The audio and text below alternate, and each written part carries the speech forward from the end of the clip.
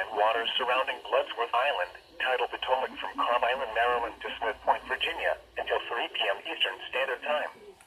At 1:29 p.m. Eastern Standard Time, showers and possible thunderstorms were located along a line extending from near White Point Beach to 7 nautical miles southwest of Manini Bay to 15 nautical miles south of Westmoreland State Park, moving northeast at 45 knots. I don't know if this will be a double Wind header. gusts 34 knots or Might. greater. Source, radar indicated.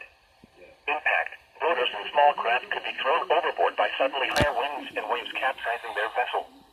Locations impacted include Hooper Island Light, Piney Point, Deep Hole, Solomon's Island, Deal Island, Cuckold Creek, Point Lookout, Tall Timbers, Drum Point, Manini Bay, Coles Point, Hongo River, Fishing Bay, St. George Island, Point No Point, the targets, Richland Point Buoy, and Taylor's Island.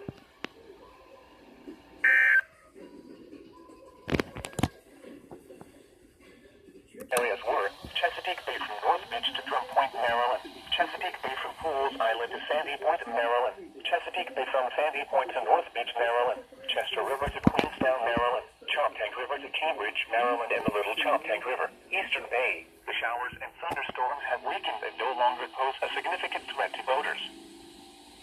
Here are the marine and buoy reports for 1 p.m. across the lower Chesapeake Bay and coastal waters. All wave and swell heights are in feet. Wave and swell periods are in canyons. Potomac River. I don't know why the weather light.